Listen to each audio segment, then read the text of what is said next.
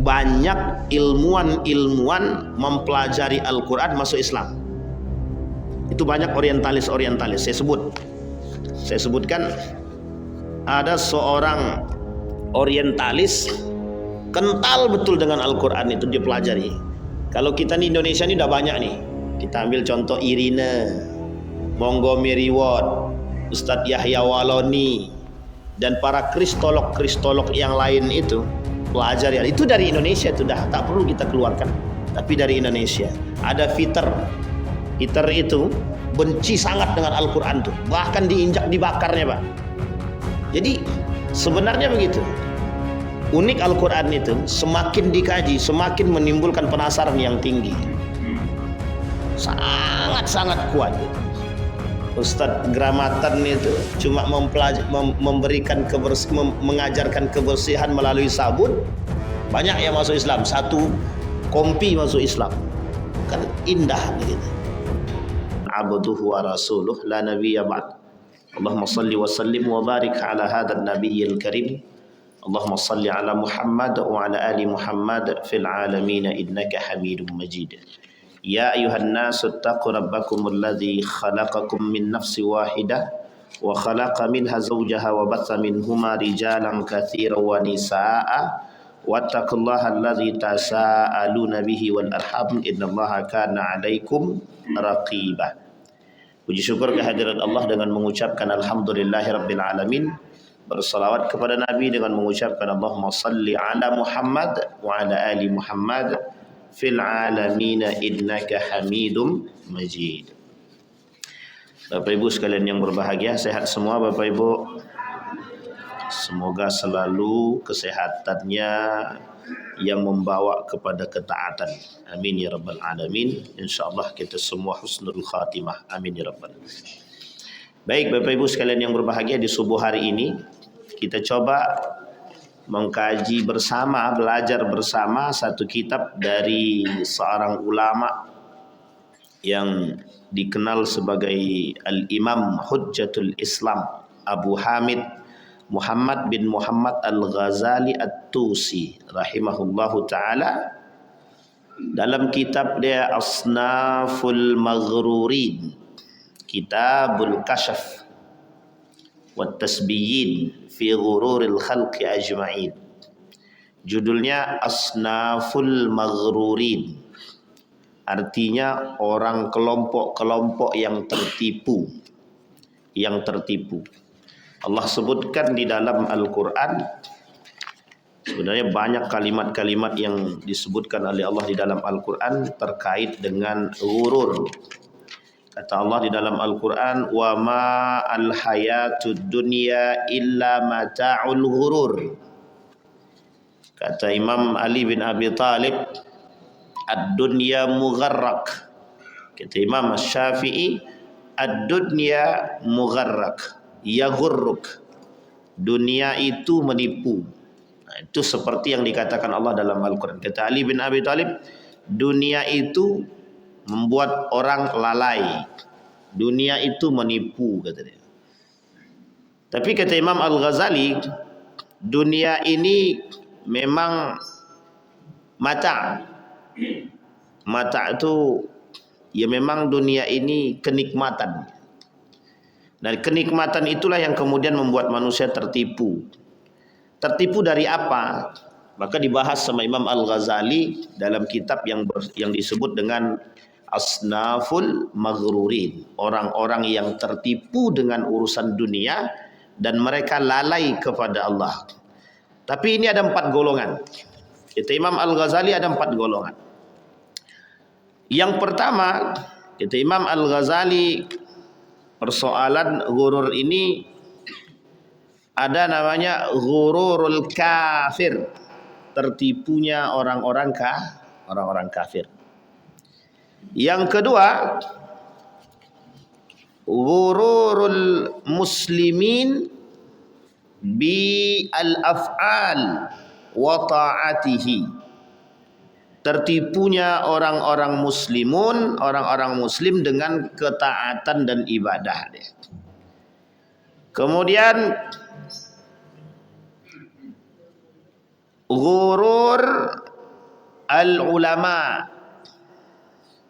Yang terakhir ghurur al-mutasawwifin.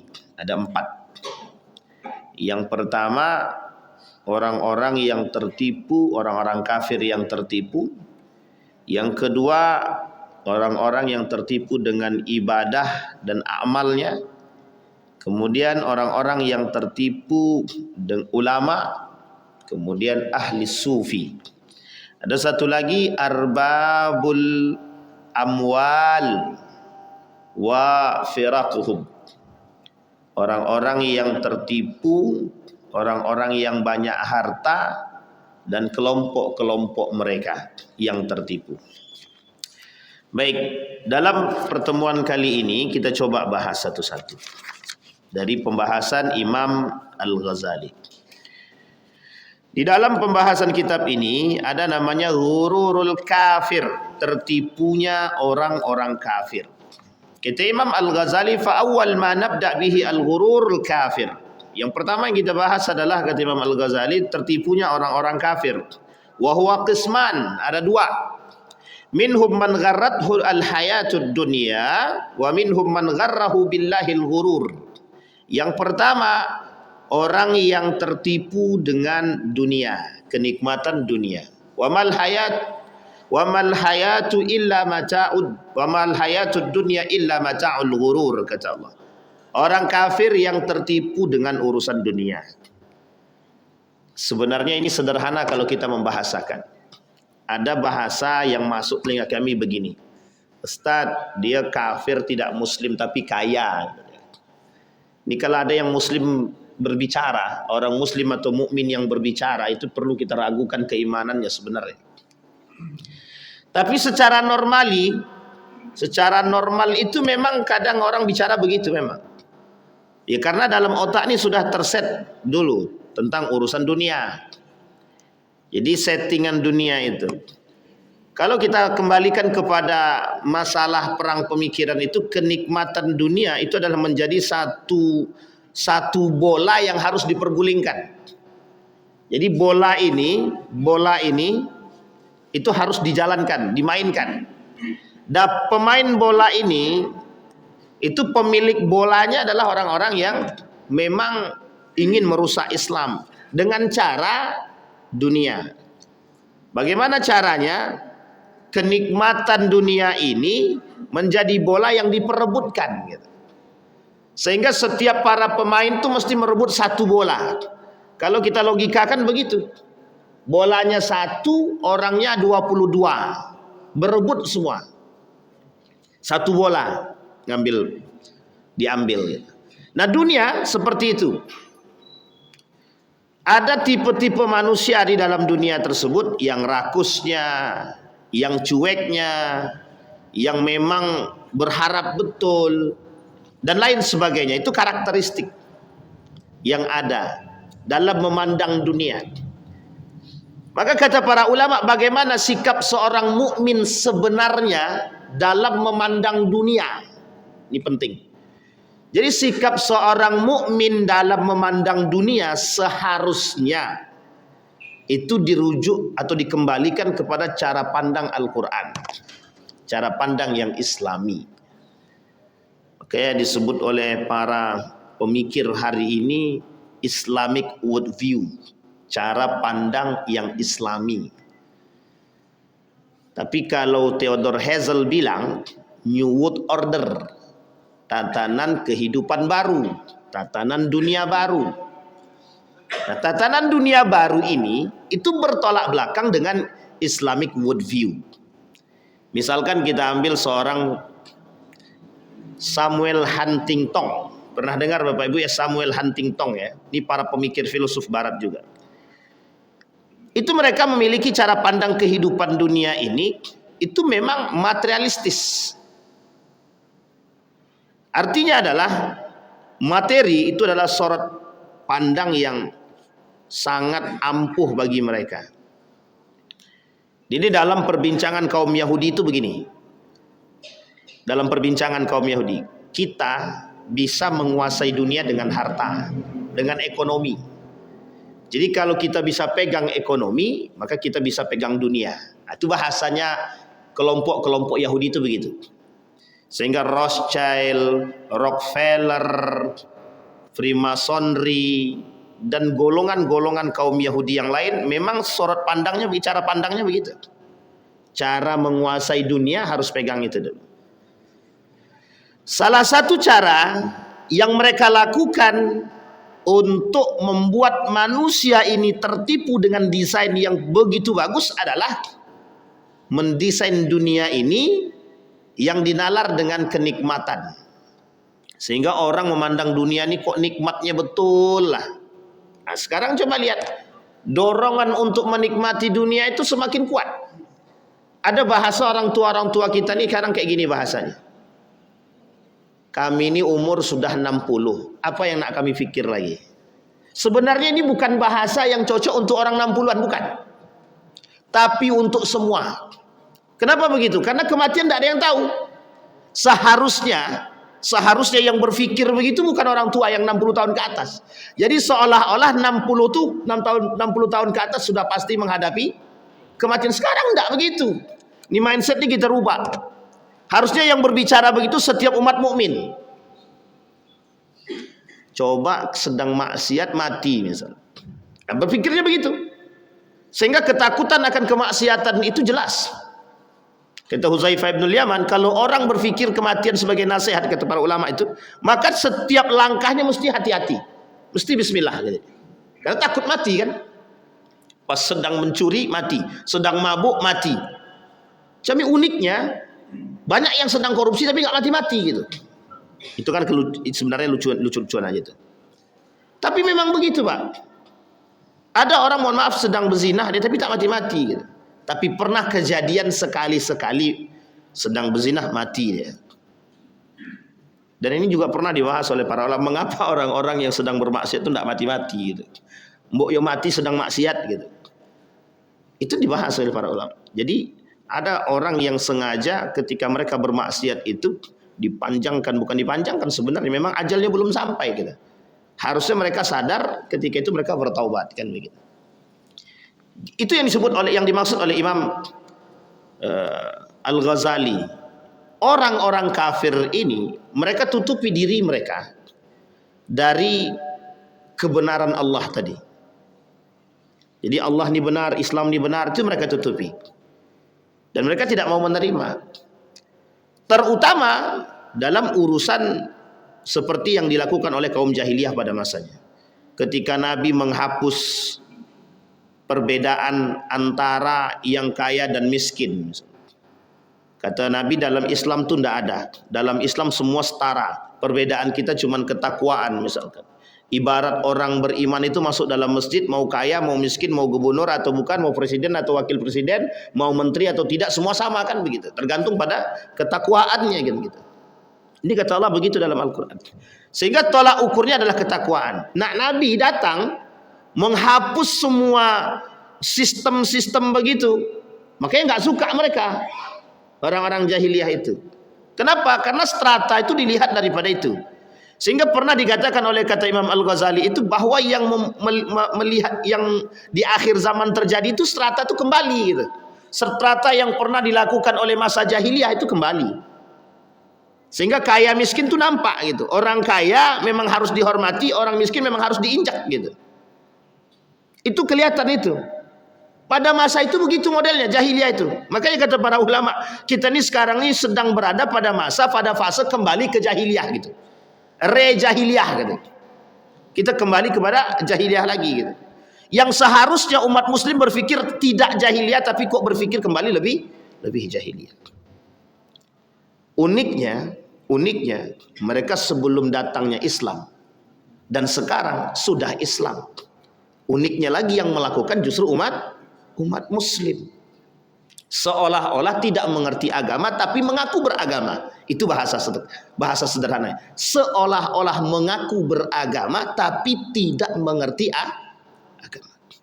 Ini yang paling berbahaya itu pada kalimat terakhir tadi.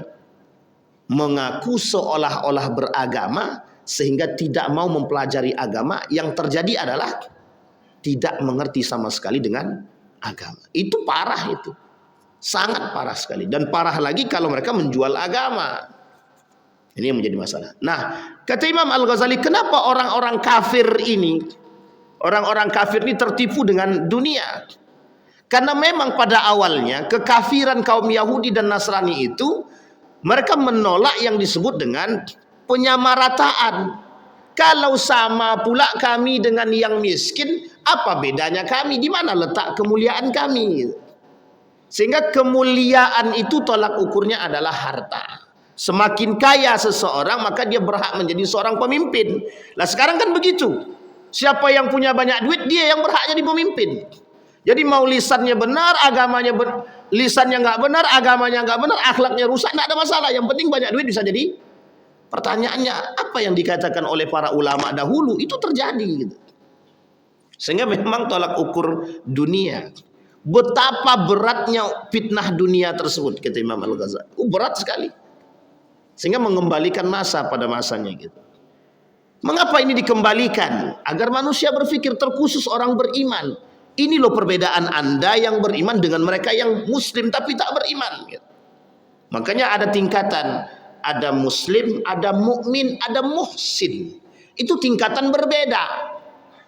Orang mukmin memang harus muslim, orang muslim belum tentu mukmin. Karena banyak orang mukmin yang tidak, orang muslim yang tidak mukmin itu. Banyak, bukan sedikit, banyak yang kita sebut dengan Islam KTP. Kalau bahasa lainnya Islam abangan. Dan itu banyak. Nah, kembali kepada masalah tadi. Itu yang pertama, mereka tertipu dengan urusan dunia. Kata Imam Al-Ghazali. Nah kemudian ketika ada yang bertanya, mengapa orang-orang kafir itu di dunia dikayakan, kaya mereka, tapi kemudian yang muslim itu kemudian miskin dia. Ini frame-nya aja yang harus kita luruskan. Jangan bertolak kepada pandangan yang seperti ini. Tetapi yang perlu digarisbawahi, dunianya orang kafir ya di dunia gitu. Dunianya orang kafir ya di dunia gitu. Dunianya orang beriman itu dunia akhirat. Yang harus dipaham itu begitu.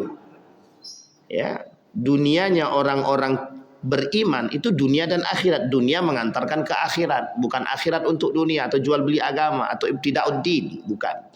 Tapi dunianya orang kafir, kata para ulama, itu ya dunia itu. Jadi urusan mereka di dunia selesaikan di dunia, selesai itu dah, mereka tinggal menunggu tantangan aja lagi. Apa yang harus mereka hadapi lagi? Ya udah, malaikat maut dan tukang azab, sudah selesai. Kekafiran mereka gitu. Sebegitunya kah mereka? Ya, ilaman taba, kecuali mereka bertobat atau login. Kecuali mereka masuk ke dalam Islam, bertobat, hapus semua keburukan mereka. Sebenarnya enak loh. Ini bahasa kasarnya, sebenarnya enak banget. Enaknya bagaimana? Ketika mereka sedang tidak Islam, banyak hartanya, kemudian mereka login kepada Islam, masuk Islam. Itu semua keburukan-keburukan mereka dihapus. Jadi kan sedang kaya-kayanya, kemudian masuk Islam dalam keadaan kaya. Tapi ingat, sesuatu yang didapat dengan cara yang tidak baik maka akan dihapus, dihabisin itu. Ini poin penting. Tetapi ada keberkahan lain bagi mereka yang masuk ke dalam Islam itu, Allah jaga dia. Kita ambil contoh para sahabat. Sebelum para sahabat itu masuk Islam, ada yang kaya, ada yang sedang. Pertanyaannya ketika mereka masuk Islam, apakah kekayaan mereka itu hilang? Tidak. Tapi pergunaan harta yang mereka miliki sudah berbeda. Yang tadinya sorotannya dunia berubah. Ketika masuk ke dalam Islam, sorotannya dunianya menuju akhiratnya. Ini sejarahnya kan masyhur. Utsman bin Affan, Ali bin Abi Thalib, Abu Bakar Siddiq, Abdurrahman bin Auf, masih banyak para sahabatnya. Begitu juga para orang-orang yang saudagar-saudagar yang kaya yang ketika mereka berada di Madinah itu sama semua. Kaum Ansar itu sangat kaya karena mereka pemegang kendali dalam tijarah, perdagangan. Sampai ketika Madinah melakukan blok itu terhadap Mekah, orang Mekah kalang kabut itu. Para pembesar-pembesar di Mekah itu kalang kabut, bagaimana cara kami mau berdagang ke Madinah sementara bloknya mereka tutup gitu. Sementara perjalanan ke negara asing itu jauh betul, sehingga mereka harus membutuhkan tempat istirahat dan lain sebagainya. Setiap tempat peristirahatan yang dibutuhkan oleh para pedagang-pedagang dari Mekah itu mereka harus berdagang, sementara Madinah menutup tempat untuk mereka. Bagaimana? Coba bayangkan. Dan apakah ketika mereka masuk ke dalam Islam kekayaan mereka Allah hapus? Tidak, cuman pergunaan utility daripada harta mereka sudah berbeda sebelum mereka masuk Islam dan setelah mereka masuk ke dalam Islam. Harusnya kita begitu. Harusnya kita begitu. Jadi yang harus kita contoh adalah perubahan dari sebelum Islam menjadi ketika berislam itu. Sehingga nampak perbedaannya sebelum dia berislam bagaimana dan setelah Islam itu bagaimana. Itu yang paling penting. Nah, baik.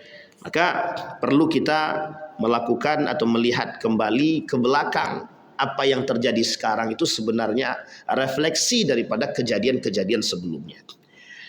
Yang kedua, wa minhum man gharrahu billahil ghurur. Di antara mereka ada yang tertipu akan kebenaran. Maksudnya bagaimana? Mereka tertipu, ditipu oleh syaitan akan kebenaran Allah.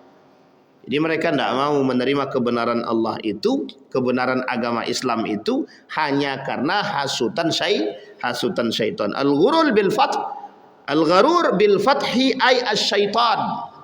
Kata para ulama. Wa ammal ladzina gharrathumul hayatud dunya wa humul ladzina qalu. Orang yang berbicara bahwa orang yang tertipu dengan urusan kehidupan dunia, merekalah yang berkata an-naqdu khairun minan nasi'ah. Dunia lebih baik daripada akhirat, duit lebih baik daripada segalanya. Ini bahasa mereka dari dulu nih. Oke, Imam Al-Ghazali menukil bahwa kata mereka dunia ini lebih baik daripada akhirat. Artinya bagi mereka duit itu, uang itu, harta itu lebih berharga daripada keimanan itu sendiri. Makanya Bapak Ibu, mohon maaf ya kalau kita bicara persoalan dagang, ini kalau kita tengok teman-teman orang-orang Minang kalau berdagang itu kenceng banget itu. Rumah makan Padang mana yang tidak ada di dunia ini? Negara mana yang tidak ada menjual rumah makan Padang gitu kan? Sampai di Mekah aja yang dulu nggak pernah ada rumah makan Padang, sekarang ada rumah makan Padang gitu kan. Rumah makan Padang Indonesia pula lagi. Coba bayang. Di negara-negara mana yang tak ada? Di Malaysia, jangankan Malaysia, itu udah terlalu jauh Ustaz ya. Bahkan yang membangun negaranya orang Minang kan begitu. Singapura, presidennya mantan orang-orang Minang semua kan begitu. Ini kita perlu belajar di situ.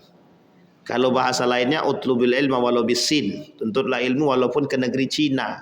Karakteristik Cina itu oleh presidennya diginikan, setiap anak muda wajib berdagang. Kemudian Bank Cina ini memberikan pinjaman 0,0 sekian persen dari riba bunganya bagi para mereka yang mau berdagang. Dulu sebelum saat ini tahun 2000-an, 2008, 2009 itu ada data yang mengatakan bahwa negara yang paling miskin itu bukan negara yang banyak orang miskin itu bukan India saja, termasuk salah satunya Cina. Tapi mengapa mereka tutupi? Ada alasannya. Nah, semenjak saat itu pikirannya kan Cina itu pintar dagang semua kan begitu. Oh, kalau mau berdagang seperti Cina dong, ada pelitnya, ada gininya. Bukan itu yang dilihat. Tapi bagaimana cara mereka berdagang itu, retorika dagangnya itu yang dipelajari gitu. Sehingga mungkin oleh para ulama utlubul ilma walau bisin, tuntutlah ilmu walaupun ke negeri Cina, mungkin yang dituntut itu adalah dagangnya gitu. Sehingga dagangnya kenceng gitu. Pertanyaannya kalau dagangnya kenceng, kalau tidak dibarengi dengan agama yang baik itu masalah gitu. Sehingga kita butuh regulasi itu adalah agama gitu. Sampai sini paham ya Bapak Ibu? Coba kalau orang sudah merasakan nikmatnya jualan gitu. Nikmatnya berdagang dan berbisnis. Sedang berbisnis trading, main saham, main pasar saham gitu. Tiba-tiba sekali masuk, anggaplah 20 juta. Sekali dapat 200 juta. Kira-kira masih tergiur nggak tuh? Tergiur, masuk 2 miliar sekali masuk, kemudian bangkrut. Stres nggak tuh? Stres.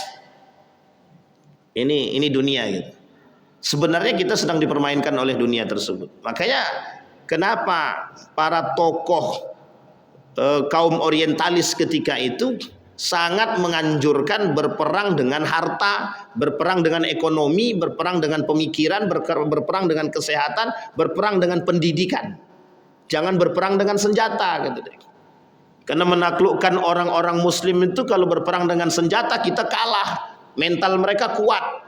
Karena memang doktrin jihad itu kencang gitu. Dari dulu sampai sekarang doktrin jihad itu tetap ada. Sekarang-sekarang ini aja doktrin jihad itu dihapuskan itu. Tidak ada lagi semangat jihad, tidak ada. Coba setiap masjid bicara tentang jihad. Pengurus masjidnya masuk penjara itu. Itu pada masanya kan begitu. Untung sekarang tidak gitu. Sudah lumayan. Harusnya ketika tidak, itu semangat jihadnya kita angkat lagi gitu. Bicara dari masjid ke masjid semuanya jihad. Membangkitkan semangat persoalan jihad itu. Sehingga terjadilah semangat itu timbul. Dulu itu yang diangkat.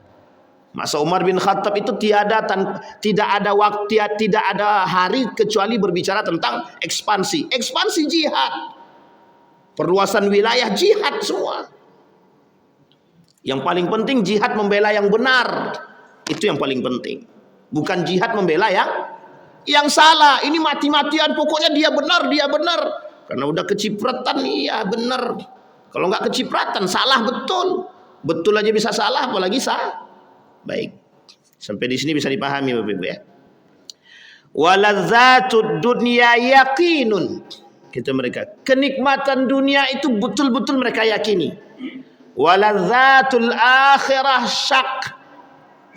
Kata mereka, kelezatan dunia itu nyata, tapi kelezatan akhirat itu meragukan karena tak nampak.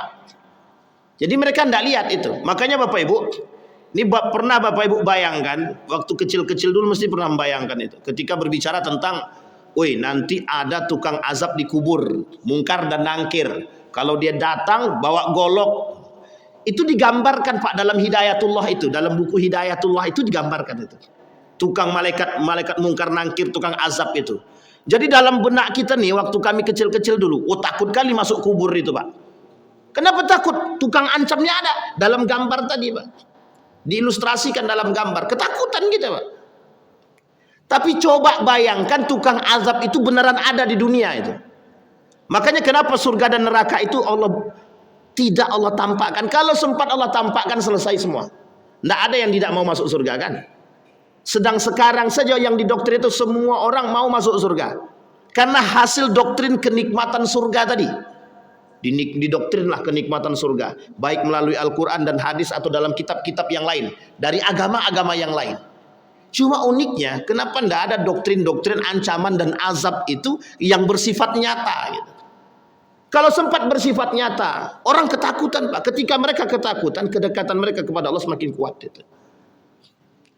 Coba bayangkan sedang nampak gitu algojonya, nampak tukang pukulnya, mesti kita takut kan? Takut Pak. Tapi karena tak nampak tukangnya begitu. Jadi ya biasa-biasa saja. Nah bagi kafir, bagi orang kafir kenikmatan akhirat itu meragukan. Kenikmatan akhirat itu walazzatul akhirah syak. Menakutkan. Wala yatrukul yakin bisyak. Jangan kalian tinggalkan sesuatu yang fakta itu dengan keraguan. Ini bahasa mereka. Wa hadza qiyasun fasid wa huwa qiyasun iblis laknatullah. Ana khairun minhu fa dhanna anna al khairiyya fin nasab. Apa kata dia dalam bahas ini? Itu adalah kiasan yang rusak, yang merusak. Kata Imam Al-Ghazali, wahwa dan itu qiyasu iblis. Kiasan yang dilakukan oleh iblis. Ketika iblis berkata kepada Allah, ana khairun minhu. Ketika iblis diperintahkan untuk sujud kepada Nabi Adam, apa kata dia? Ana khairun minhu. Nah, jadi berarti Ustaz orang-orang yang mengikuti dunia ini mereka mengikuti iblis. Tergantung. Kalau dunianya untuk sesuatu yang tidak baik iya, tapi kalau dunianya untuk yang baik mengantarkan dia kepada akhirat tidak. Sampai sini paham ya Bapak Ibu ya? Baik. Maka kata Imam Al-Ghazali itu adalah kiasan iblis. Makanya kalau ada sebenarnya bahasa sederhana. Kau kan cari dulu duit sebanyak mungkin, bangun rumah, bangun ini. Ntar kalau setelah itu ente mau ibadah, kita kalau sudah banyak rumah, sudah punya sendiri, kita sudah punya banyak harta, punya banyak investasi, baru kemudian kita beribadah dengan taat, gitu deh. Yang kayak gini ini harus dihilangkan. Cara gaya berpikir seperti ini harus dihilangkan. Ketika sedang numpuk harta, mati kan susah. Nah, jadi bukan begitu cara berpikirnya. Bekerja jalan, ibadah jalan. Wa qul i'malu fasayarallahu amalakum wa rasuluhu, kata Allah. Bekerjalah, Allah yang melihat semua pekerjaan kita itu. Islam tidak pernah melarang orang bekerja. Makanya ketika ada kelompok Jabariyah dan Qadariyah, itu Islam menentang betul itu. Orang kelompok yang hanya menunggu datang dari Allah saja. Dan kemudian orang yang tidak percaya dengan akhirat dan takdir Allah saja. Sama, kedua-duanya ditentang, kedua-duanya sesat itu. Sesat itu, Qadariyah, Jabariyah, kedua-duanya sesat itu. Dan itu ditentang oleh para ulama. Makanya kata para ulama, dunia, Allah sendiri yang katakan, wabtaghi fima atakallahu ad-daral akhirah wa la tansa nasibaka minad dunya. Akhirat tetap kita kejar. Tapi bagaimana dunia ini kita kemas untuk mengantarkan kita kepada akhirat yang baik. Apa ada agama melarang orang muslim jadi orang kaya? Tidak ada. Cuma doktrinnya orang muslim wajib kaya itu hati-hati itu. Kalau orang muslim wajib kaya. Nggak pernah Islam mewajibkan orang muslim kaya ya. Islam tak pernah mewajibkan orang muslim kaya. Tapi kalau bekerja wajib. Memang harus begitu. Baik. Kemudian kata Imam Al-Ghazali, wa ilaju hadzal ghurur syai'ani. Adapun cara menghilangkan ketertipuan ini ada dua. Imma bitasdiqin huwa al-iman wa imma biburhanin. Yang pertama, cara mereka atau selamat daripada tertipu ini ada dua, kata Imam Al-Ghazali. Yang pertama, kalau dia tak percaya dengan Allah, maka salah satu cara mereka tertipu dengan dunia, atau mereka bukan masuk Islam, maka cara menghapus tertipu ini, kata Imam Al-Ghazali, dengan beriman. Dengan beriman dia sudah menghapus ketertipuan mereka. Yang kedua, biburhanin, dengan bukti. Nih, kita ambil contoh. Banyak ilmuwan mempelajari Al-Quran masuk Islam. Itu banyak orientalis. Saya sebutkan, ada seorang orientalis kental betul dengan Al-Quran, itu dia pelajari. Kalau kita di Indonesia ini udah banyak nih. Kita ambil contoh Irina, Montgomery Ward, Ustadz Yahya Waloni, dan para kristolog yang lain itu. Pelajari itu dari Indonesia, itu dah tak perlu kita keluarkan, tapi dari Indonesia. Ada Peter itu benci sangat dengan Al-Quran tuh, bahkan dibakarnya Pak. Setelah dibakarnya, ketemu dengan kawannya Muslim, bencinya bukan main. Tapi apa yang terjadi? Sederhana Pak, kawannya ini tak pernah membenci dia. Akhirnya Peter ini penasaran betul, apa sih sebenarnya Islam ini ajarannya. Dia dekat dengan kawan yang lain, tapi Muslim. Dipelajari Pak, masuk Islam dia. Minta maaf dia sama kawan dia yang disakiti itu. Apa kata Peter? Dulu kalau saya pernah menyakiti Anda, sekarang saya menjadi bagian daripada Anda. Apa jawaban kawan tadi? Tidak ada masalah. Waktu itu ente nggak kenal dengan Islam, katanya. Sekarang ente udah kenal dengan Islam. Coba bayangkan. Jadi sebenarnya begitu. Unik Al-Quran itu, semakin dikaji, semakin menimbulkan penasaran yang tinggi. Sangat-sangat kuat itu. Ustadz Gramatan itu cuma mengajarkan kebersihan melalui sabun, banyak yang masuk Islam. Satu kompi masuk Islam, kan indah gitu. Ambon, sampo dan sabun, dia sampo lah. Jadi dikenalin sampo, disebutlah beginilah cara Islam memberikan kebersihan, toharo, masuk Islam Pak. Ada tetangga non Muslim. Jadi ada cerita dari salah seorang dari Amerika itu, tetangganya Muslim, dia tidak Muslim. Kerjaannya memang menjelek-jelekkan Muslim saja. Ketika Muslim sedang masak, kemudian tercium bau yang harum gitu. Dikasih Pak. cuma ngasih makanan, besoknya dia masuk Islam. Coba bayangkan. Jadi memang pintu hidayah itu kita nggak tahu itu nggak tahu. Makanya Bapak Ibu, kenapa Nabi dengan orang kafir itu, khususnya kafir-kafir yang ada di Yahudi dan Nasrani pada saat itu, yang tidak melawan Islam, itu dibagi sama Nabi kafir itu. Kenapa kafir harbi itu dilawan, kafir zimmi tidak? Bisa jadi dengan kelembutan kita mereka masuk Islam. Coba bayangkan, itu penting Pak. Makanya daging kurban itu boleh dikasih kepada, sampai para ulama, boleh enggak daging kurban itu dikasih kepada orang kafir, orang non muslim? Boleh, tidak ada masalah. Kata para ulama, tidak ada masalah. Siapa tahu dengan kita memberikan itu dia masuk Islam. Tapi ada orang yang alergi betul dengan begitu tuh ada. Woi, kau muslim atau bukan? Belum duduk kawan tuh lagi langsung ditanya, kau muslim atau bukan? Ah, bukan. Ah, pergi sana kata dia. Ini kita perlu Pak.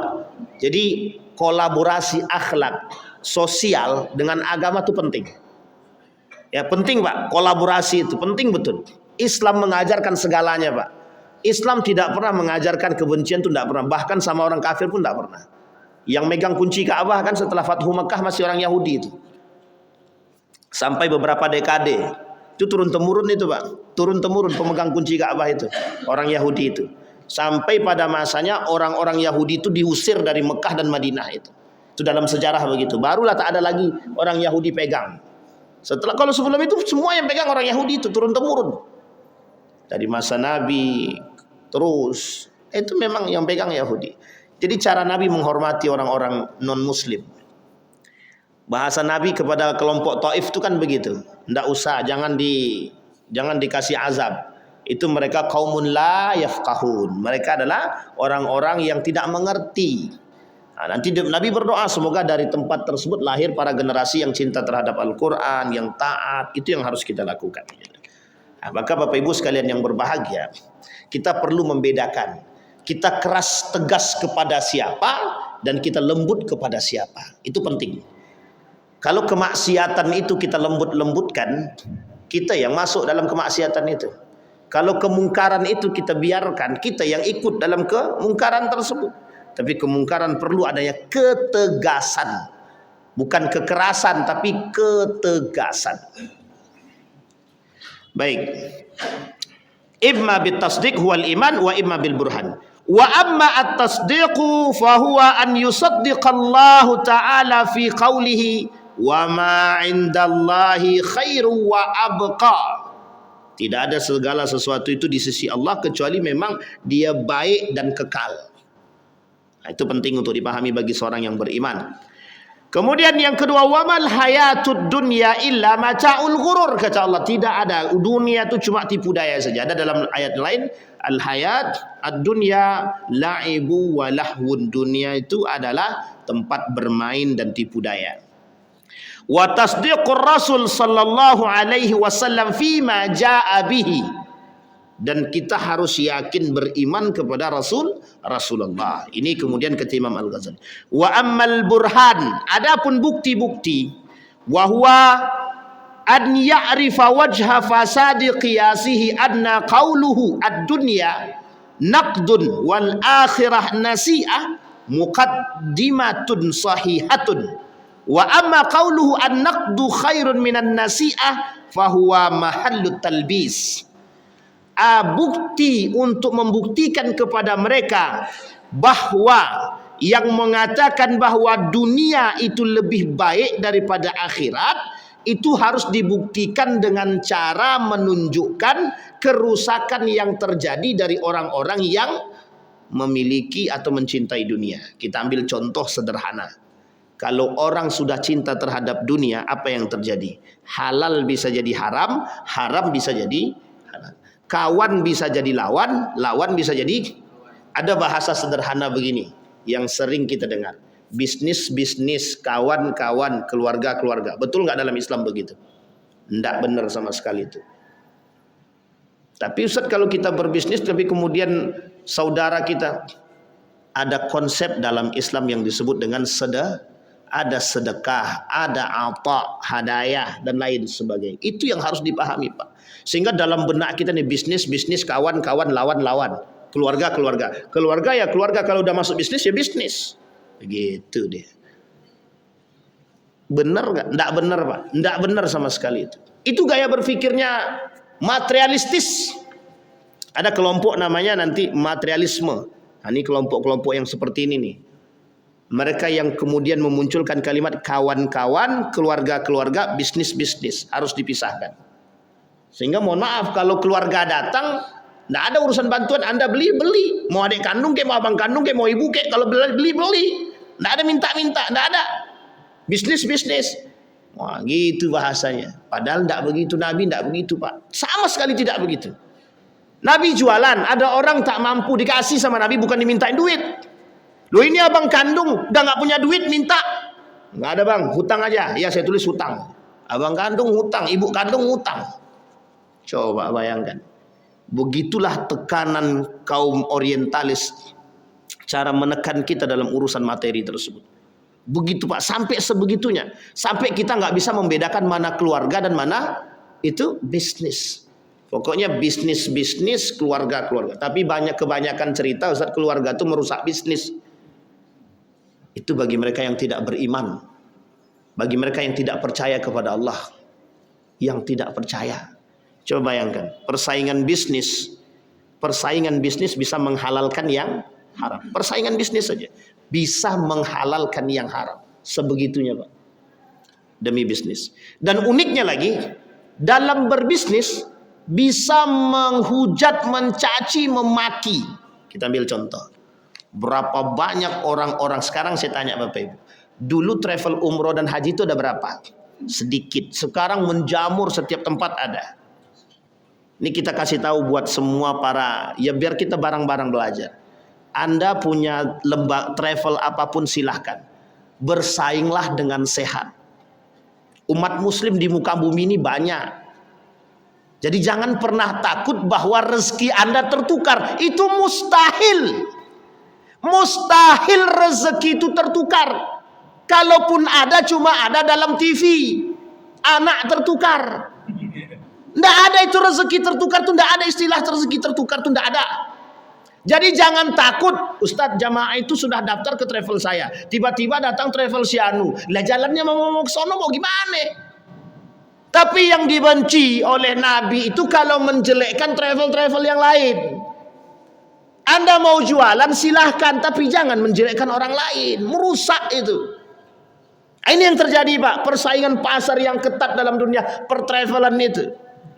Jadi seolah-olah dunia itu memang, ya kami kan bisnis Pak. Ya silahkan Anda mau bisnis silahkan. Tapi jangan kami berbisnis, kami melayani umat sepenuh hati. Dengan bisnis, dengan ini. Tapi tipu main juga. Itu sama salah itu Pak. Anda jangan ke travel si Anu. Travel itu jelek, begini. Loh, Anda jualan travel Anda belum terbukti. Besok ketika Anda yang melakukan hal tersebut, kemudian dijelekkan, rasanya bagaimana itu? Tapi sesuatu yang jelek harus kita sampaikan dengan cara yang baik. Karena kita tahu Anda mau bersaing tapi menjelekkan orang. Itu nggak benar persaingan begitu. Itu persaingan bisnis begini itu udah nggak benar itu. Jadi begini contoh, kita ambil contoh ya. Ini misalkan pesawat ya, pesawat. Para beberapa travel ini sudah ngambil tiket pesawat untuk keberangkatan misalnya. Datang satu travel, apa kata dia? Aku beli tiket, semua tiket satu pesawat tersebut dengan harga yang mahal. Kalang kabut Pak, tiket-tiket yang lain, travel yang lain ini. Uniknya lagi, maskapai penerbangannya kalau sempat mereka membiarkan hal begitu, itu parah itu Pak. Nah, yang begini-begini permainan itu. Tapi kan itu permainan bisnis Pak Ustadz. Bisnis kalau sejalan dengan nilai-nilai norma itu ikuti. Kalau keluar dari nilai-nilai norma tinggalkan, merusak. Mesti merusak itu. Nah, itu dunia itu urusan dunia begitu itu. Makanya ini bukti Pak, bukti betapa dunia itu sangat merusak sekali kalau tidak kita tempatkan pada tempatnya. Maka kalau bahasa ulama itu begini, dunia itu, harta itu, nakdun itu, dunia itu akan aman pada tempatnya. Maksudnya bagaimana? Akan berjalan dengan baik ketika berada di tangan orang-orang yang mengerti. Maksudnya Pak, di tangan orang-orang beriman. Kalau tidak beriman tidak akan Pak, selesai itu Pak. Paham Pak ya? Bisa dimengerti Pak? Ini bahasa sederhana kita. Maka kata Imam Al-Ghazali, wa amma qauluhu an-naqdu khairun minan nasi'ah fahuwa mahallut talbis. Adapun yang mengatakan bahwa dunia ini lebih baik daripada akhirat, itu adalah tipu daya iblis. Walaisal amru kadzalik, bukan seperti itu.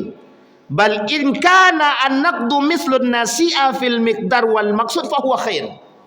Kalau seandainya dunia diseimbangkan dengan akhirat, itu masih baik, kata para.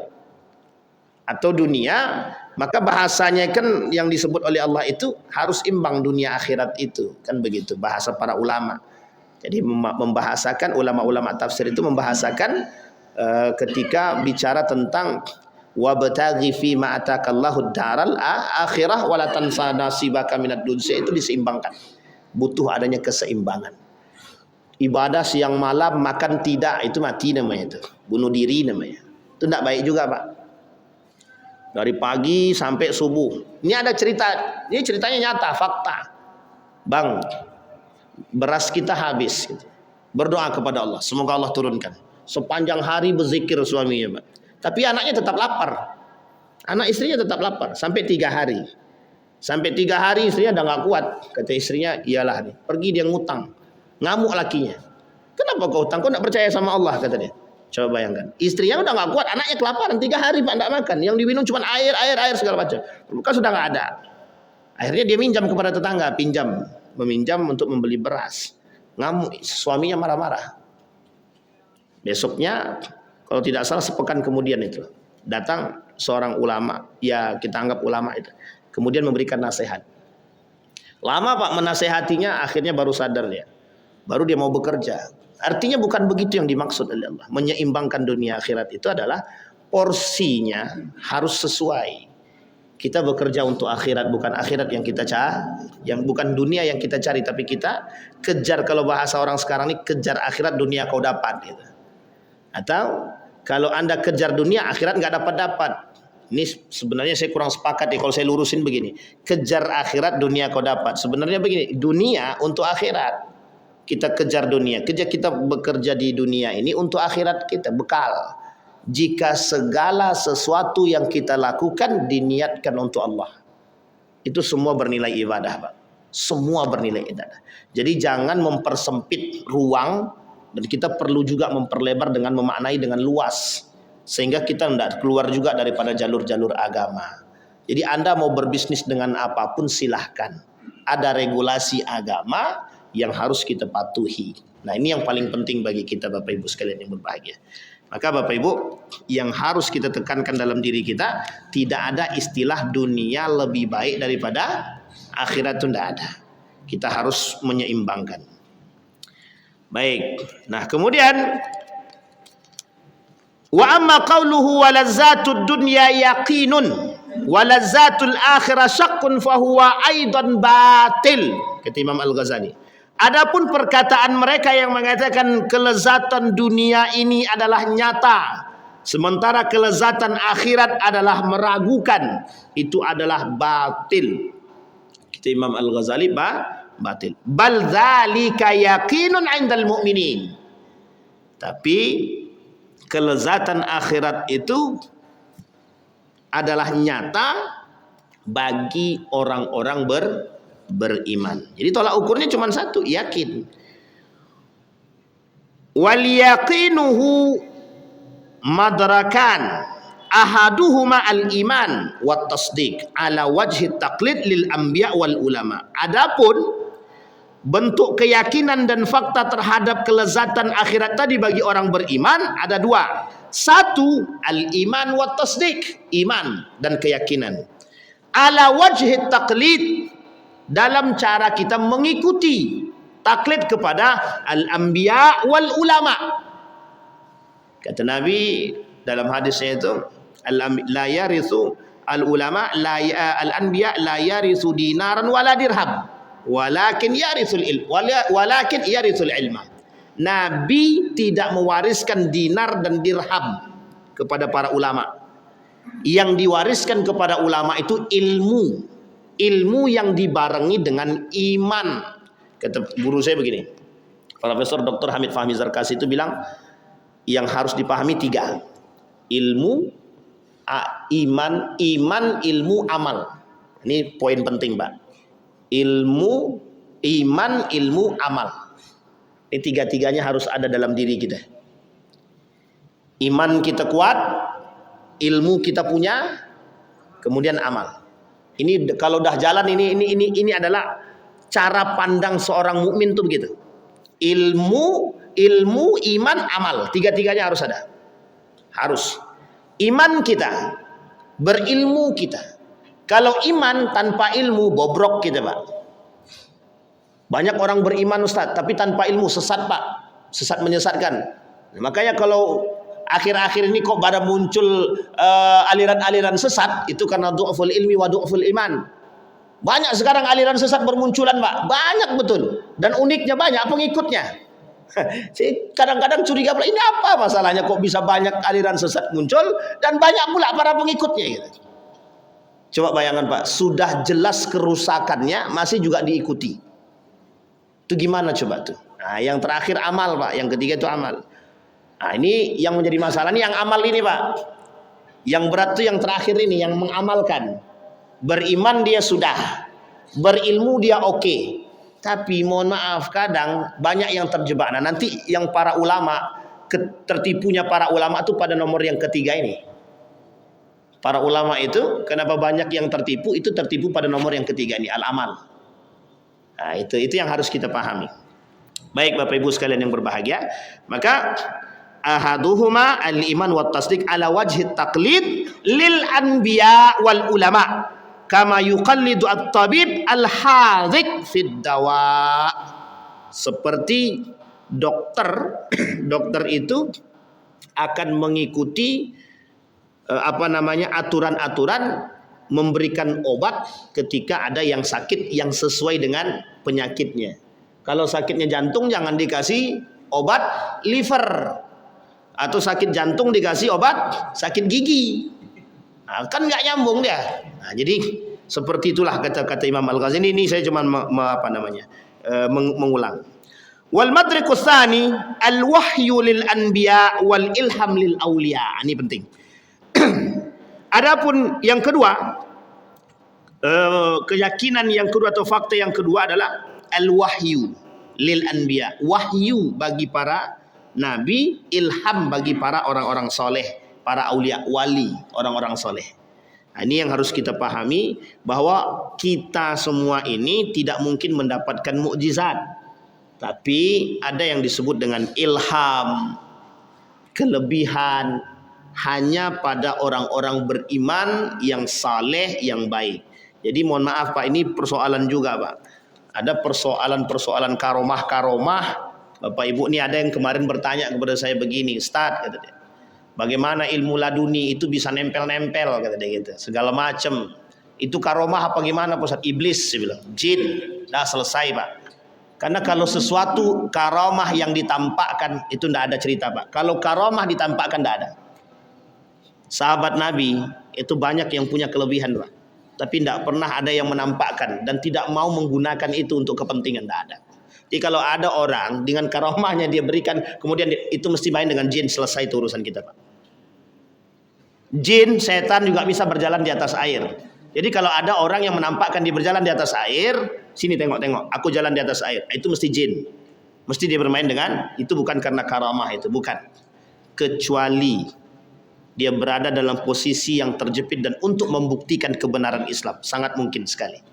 Sampai di sini bisa dipahami Bapak Ibu? Ada pertanyaan Bapak Ibu? Tidak ada, alhamdulillah. Ya begitu. Kalau ditanya gitu kan cepet gitu kan. Baik, kalau tidak ada pertanyaan Bapak Ibu, kita berdoa kepada Allah. Mudah-mudahan dalam kesunyian, dalam kondisi kita yang serba, insya Allah kita diberikan keamanan. Tapi tidak ada bertanya.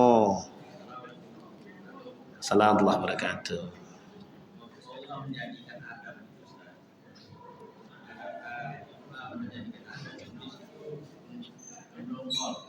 Iblis dongkol. Yang dongkol iblis atau malaikat?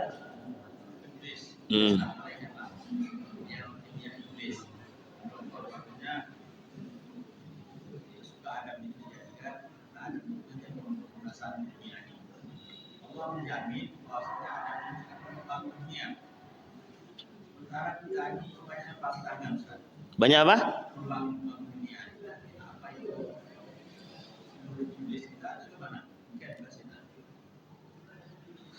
Jadi apakah kita ini mengikuti iblis begitu ya? Apakah kita ini ikut iblis atau ikut Adam gitu?